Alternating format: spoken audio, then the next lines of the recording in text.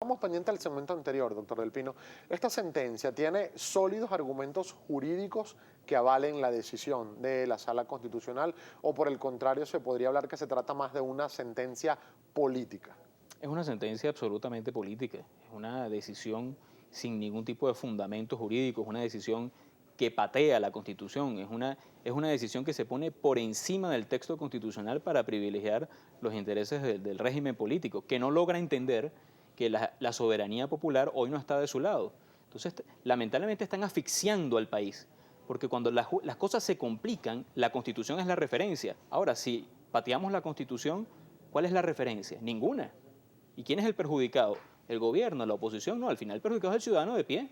Claro, pero le insisto con la pregunta, doctor Del Pino, porque desde el sector ejecutivo se sienten como atropellados por pretensiones o decisiones de esta nueva Asamblea Nacional, sobre todo en lo que tiene que ver con los mecanismos constitucionales, pacíficos y democráticos, como así lo han definido, para tratar de recortar el periodo del presidente Nicolás Maduro. Bueno, es decir, estamos ante una potestad que tiene la Asamblea o que puede tener la oposición y que se está discutiendo en este momento de cómo anticipar la salida del gobierno. Es un tema absolutamente constitucional, como lo acaba de expresar el diputado regional que acaba de estar aquí. Es decir, la renuncia cualquier ciudadano puede pedirla. Ahora, que se realice es otro tema. La renuncia es un acto unilateral del presidente de la República. Es decir, todas las salidas están presentes en la Constitución. No hay ninguna salida desestabilizadora.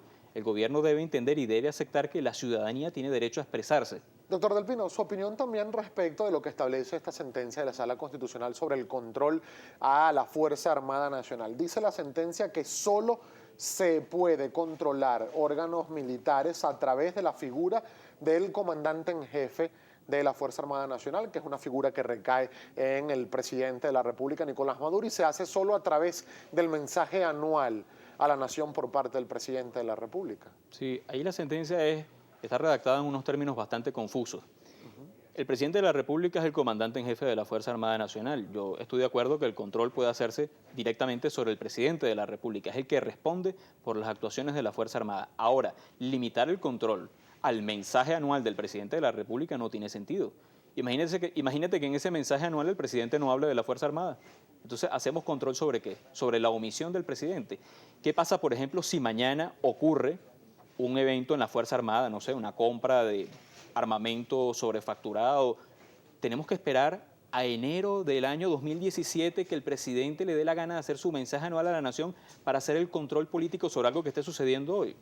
El control de la Asamblea es permanente, inmediato. Por eso es el órgano de expresión popular donde están presentes todos los venezolanos. ¿Qué le parece, doctor Del Pino, si consultamos también algunas de las opiniones e inquietudes que tiene la audiencia de Primera Página? Está en Infolivares, lista para presentarlas.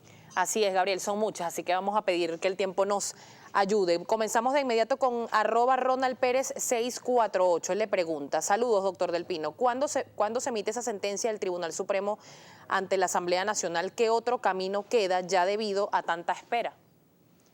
Mira, después de esta sentencia, desde el punto de vista jurídico interno, prácticamente no hay otra salida. Es decir, el Tribunal Supremo es la máxima instancia.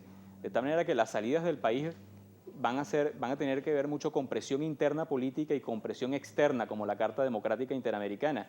Es decir, la única forma de que la Constitución funcione y que no sea simplemente un texto de referencia es obligar al gobierno nacional a que sea copartícipe de una salida constitucional.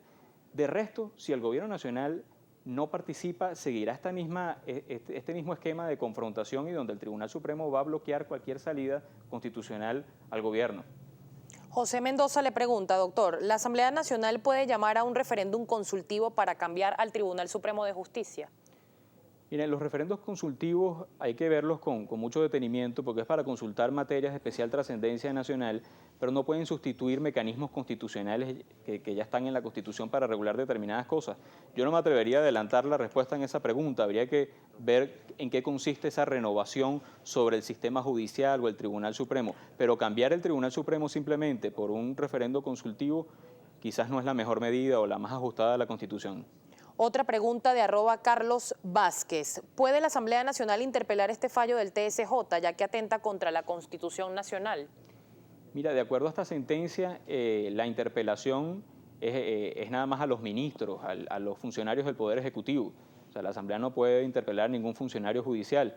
simplemente analiza la sentencia, tendrá una opinión política y generará una presión interna que lamentablemente la Constitución, que debe ser el marco de ordenamiento, de referencia para todos, ha perdido la vigencia con esta sentencia. Esta sentencia del tribunal hace que la Constitución esté fuera de juego como punto de referencia para resolver el conflicto. @Joana 2012 le pregunta, si la Asamblea Nacional no puede investigar el nombramiento de los magistrados, entonces, ¿quién puede hacerlo?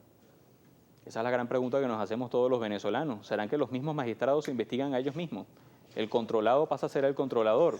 Eso no tiene sentido ni aquí ni en ninguna parte del mundo. Por razones de tiempo, doctor, un último comentario de @GamiPiso74. Buenos días. ¿No es más fácil que la Asamblea aumente la cantidad de magistrados para que así ellos dejen de tener una mayoría? Mira, es una propuesta que yo he dicho desde el mes de diciembre, sin embargo tiene un obstáculo, que para hacerlo tiene que modificar la ley orgánica del Tribunal Supremo de Justicia, y esa ley orgánica pudiera, inmediatamente entre en vigencia, o antes de entrar en vigencia, porque el presidente puede vetarla, tener un control constitucional y la misma sala, como lo acaba de hacer hace pocas horas, vuelve otra vez a juzgarse a ella misma y decir no se puede aumentar el número de magistrados, cosa que no tendría ningún asidero constitucional, porque la Constitución no dice cuál debe ser el número de magistrados, es un asunto meramente técnico, es decir, la sala no tendría argumentos para decir que aumentar en 10 o 20 más magistrados es inconstitucional, no hay ninguna razón, es un tema completamente técnico el número de magistrados que pueda tener el tribunal. Yo creo que sí, pero como vemos una sala que está actuando no de manera jurídica, sino de manera política, pudiera bloquear esa ley antes de entrar en vigencia y otra vez producir una frustración en el cambio político. El alcance, doctor Del Pino, que puede tener, por ejemplo, y yo creo que incluso ha pasado hasta por debajo de la mesa en el análisis, este tema de que el Tribunal Supremo de Justicia, vía Sala Constitucional, haya dictado que la mayoría calificada de las 2/3 partes es de 112 diputados y no de 109, que es el número actual, que corresponde a la representación de 163 diputados incorporados, porque hay 4 que no se han podido incorporar por una decisión también de la Sala Electoral del TCJ. ¿Qué implicación puede tener a futuro?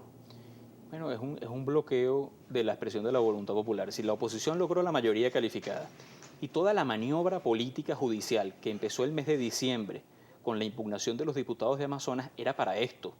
Es decir, lo más importante para el gobierno es lo que se acaba de colar en una línea de una sentencia de 87 páginas.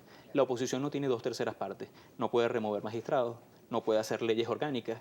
Es decir, es una oposición, no puede convocar una Asamblea Nacional Constituyente, es una oposición en la Asamblea que a pesar de tener la mayoría constitucional, el tribunal le dice cuál es su mayoría. Es una cosa tan irónica que hoy en día el Tribunal Supremo de Justicia está diciendo cuáles son el número de diputados de la oposición en la Asamblea Nacional. Ustedes no ganaron eso, ganaron esto. Se buscaría, ya para despedirnos solo 5 segundos, doctor Del Pino, ¿se buscaría de alguna forma u otra establecer el desacato por parte del Parlamento Nacional? Mira, la Constitución dice que todos los venezolanos, investidos o no de autoridad, estamos obligados a defender la Constitución y en base a esa norma la Asamblea Nacional está actuando. La Asamblea Nacional tiene lo más importante de cualquier poder público, tiene la legitimidad popular. Sin embargo, ¿cómo ocurriría esto en los próximos días? Es un escenario que no está previsto en la Constitución. Doctor Del Pino, agradecido de que haya tenido la gentileza de compartir estos minutos con nosotros. Pedro Afonso Del Pino, abogado, experto en materia constitucional, profesor universitario, a quien agradecemos su visita la mañana de hoy a Primera Página.